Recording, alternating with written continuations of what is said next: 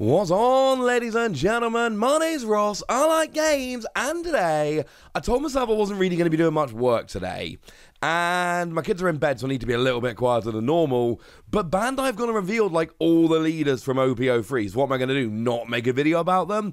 Nah, ladies and gentlemen, that does not sound like me. Now, of course, 3 of these leaders we had actually seen before. So that means we can go through those ones a little bit more quickly. We don't need to hang around with those ones too much.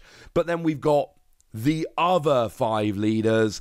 And frankly, ladies and gentlemen, firstly, I'm excited to get to talk about a bunch of leaders, but secondly, one of these is, in my mind, the most interesting leader we've seen so far. I can't say it's going to be the best, although there is a situation where this leader actually fully breaks the game, which I find kind of funny and kind of terrifying, but it's definitely the most interesting leader we've seen so far.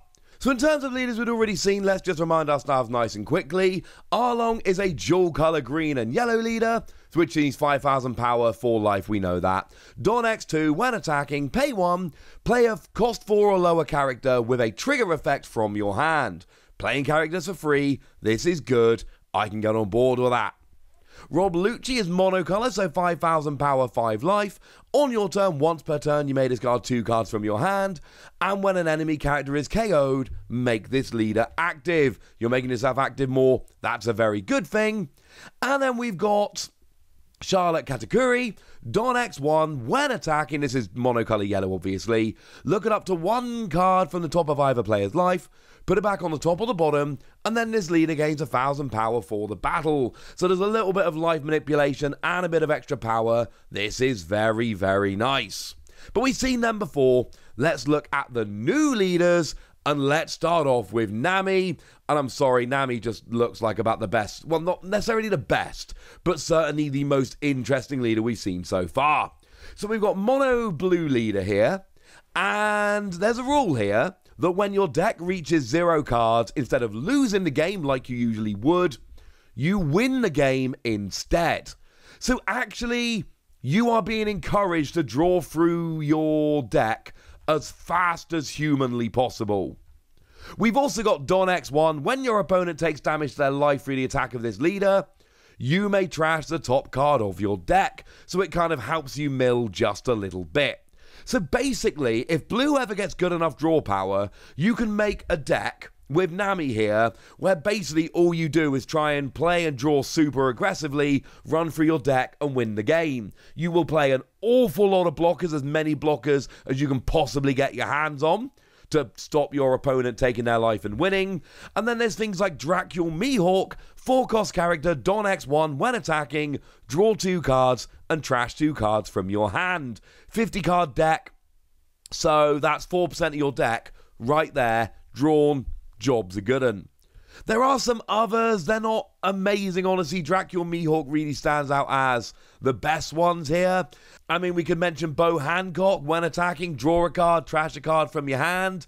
It's fine, and it is when attacking, so you can potentially do it turn after turn, but it's not exactly amazing. We've got some events, but they're generally better drawing with trigger than they are just normally. So, you know, take something like Desert Sparta. As a trigger, draw 2 cards, trash 1 from your hand as a 1-cost. But I'm not loving the main effect so much. You really kind of want that to come out as a trigger. So what I'm thinking with Nami here is basically a whole bunch of blockers trying to make sure you don't lose the game. Play as aggressive draw as you can. You better believe I'm going to be watching now every time a blue draw card is revealed, because if we get enough good draw in blue, you can make a super speedy blocking deck with Nami, where you're not actually ever trying to take life or win the game in that way. You are literally just trying to block, block, block, block, block. Maybe take out a few cheeky characters here and there, but then also win because you run out of cards in your deck. I love this. It's an alternate win condition. I love alternate win conditions. They are hugely fascinating to me. I love this. I don't know if I'm ever going to be able to make a competitive deck out of it. I'm looking at all the, you know, I'm over on onepiece-cardgame.dev at the moment, looking at all the draw power we've got in blue, and I don't know if it's good enough right now. But you had better believe I'm excited about this, and I want to have a play around. Oh, I should mention the other Bo Hancock, also when attacking or blocking Don X1, draw a card if there are 5 or less in your hand, and it's a blocker, so that's going to be another one which is an absolute must-play in a deck like this. I'm trying to be a bit quiet because my kids are asleep, but I assure you I cannot overstate quite how excited I am about Nami. Nami looks amazing. Now, Ace is a character we've seen a bunch. Now we've got an Ace leader, mono red, 5,000 power, 5 life. That is all as we would expect. And when this leader attacks or is being attacked, you may trash any number of event or stage cards from your hand, and for each card you trashed, the leader gets 1,000 power for this battle. That is very important. It means if you can restand Ace at any point, you don't get the extra power for that battle, just the original.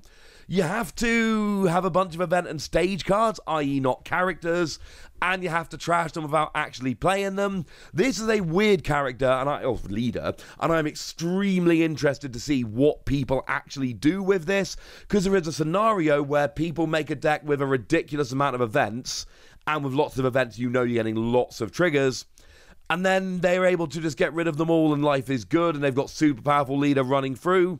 There's another scenario where you play lots of events, you've not got enough characters, you build up for big attacks, but that's when your opponent chooses to activate their blockers, and nothing good comes out of this. And that's the thing I'm really worried about here, because you're essentially constantly going for one big attack, well, it's going to be awkward. I mean, it does mean that you can consistently counter, which is nice. You can keep boosting up your power, and maybe that's the better way to do this. You know, your opponent's outpowering you by 3, so you just trash 4 events and boom, you're good. Maybe that's the way it goes. This one is interesting to me, but I do figure it's a little bit gimmicky. And yes, I understand how silly it is to call this potentially gimmicky when fawning over how nice Nami is as a character and as a leader, and just, I really want that deck to be good. That deck just looks so much fun. But there's definitely potential here with this Ace. Now, Kuro comes in as a mono green leader, so 5,000 power, 5 life, the usual deal. And activate main, pay 3. You may rest 2 characters with the East blue type. Set this leader to active, and rest up to one of your opponent's characters that cost 5 or less. And sure, it's kind of pushing you to make an East blue deck, which is annoying. And sure, you've got to pay 3 and rest 2 of your characters. That's a lot. But you set this leader to active and rest up to one of your opponent's characters that cost 5 or less. So basically, this is a chance to restand while getting rid of a blocker or something along those lines. And actually, this I really like. I could see some love coming for this. This one looks really, really good. It's a little bit specific, and I fear that paying 3 and resting 2 characters every turn is going to end up being a little bit prohibitive. I've certainly got my eye on that. But you know what, ladies and gentlemen? Resting one of my opponent's characters that they may be wanting to use, being able to use my leader twice, focusing on buffs that are going to buff me for the turn rather than the battle. Yeah, I could get behind this, ladies and gentlemen. I could get behind this. Now, Charlotte LinLin did actually have a leader in Starter Deck 7. She was the first yellow leader we ever saw. Well, now we've got another one coming here in this particular set. I should mention translations here, partly from me, but also Hibiki OP-03. Shout out to them for helping with the translation, and Orange Samurai for helping me to find them. So Charlotte LinLin then, Dawn X2, when attacking, pay 2. You may trash 1 card from your hand.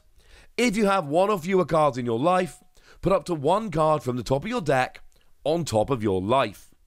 And I get the feeling this could end up being really, really good in yellow.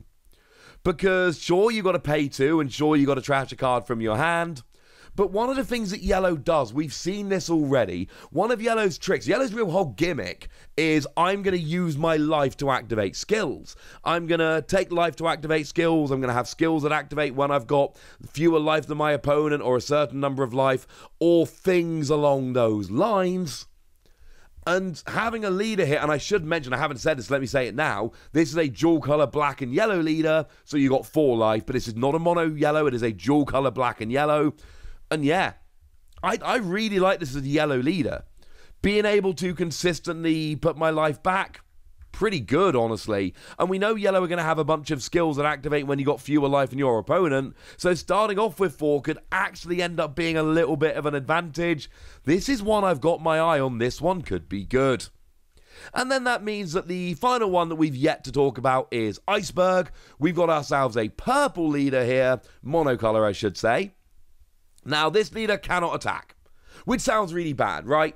So it's going to have to be really good. It's got to be good, or else not being able to attack is too prohibitive. Well, good news. Activate main, Don -1, that is to say, shuffle a Don back into your deck. You may rest this leader, but you're not going to be attacking with it, so resting it doesn't matter. Play up to 1 character with the Galila Company type with a cost of 5 or less from your hand. Yeah, that's worth it. I really like this leader. This is another one I really like. Even bearing in mind you've now got a leader that can't attack, and leaders generally are a free 5,000 power attack. And you've got to remember, right? When you're attacking, the tie goes to the attacker, and leaders have 5,000 power with one exception. So that means if I'm attacking with my leader, I am forcing my opponent to block or counter, and I'm getting a free attack forcing that every turn. So a leader that can't attack is giving that up every turn. That's a bad thing. But you're telling me for Don -1, I can play a 5-cost character for free every turn? Yeah, that's ridiculous. Bearing in mind, it's turn 1. I'm going first. I have 1 Don. So all I've got turn 1 going first, 1 Don. Shuffle it back in, play a 5-cost character. Turn 1. And then keep doing that every turn. This is the kind of thing that most decks can't do. Playing a 5-cost character on turn 1, that's nuts.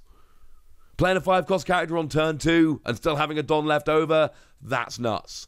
And sure, you're shuffling a Don back in every turn. Who cares?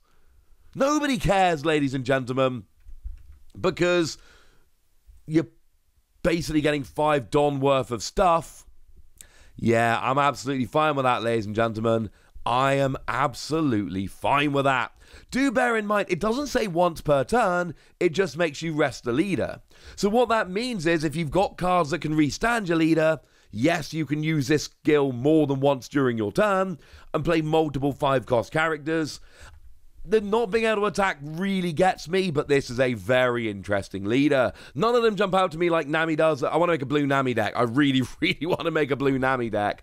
But frankly, ladies and gentlemen, there are some super interesting leaders here. Some of them, like Ace, I'm just not terribly excited by, but I'm sure people are going to make good use of them. But there are plenty of other ones here that I think we can make very good use of indeed. That's what I think. But I want to know what you think.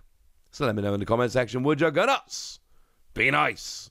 And then make sure you like this video, subscribe to this channel, follow me on Twitter at TheWasi. That's where we talk about One Piece and a bunch of other card games. And please do consider checking out patreon.com/PTCGradio, where you can support the channel, get some bonus podcasts, all kinds of fun things. But by far the most important thing as always, look after yourselves till next time, would ya? Thank you very much for watching. My name's Ross, and you've been watching Wasi Plays.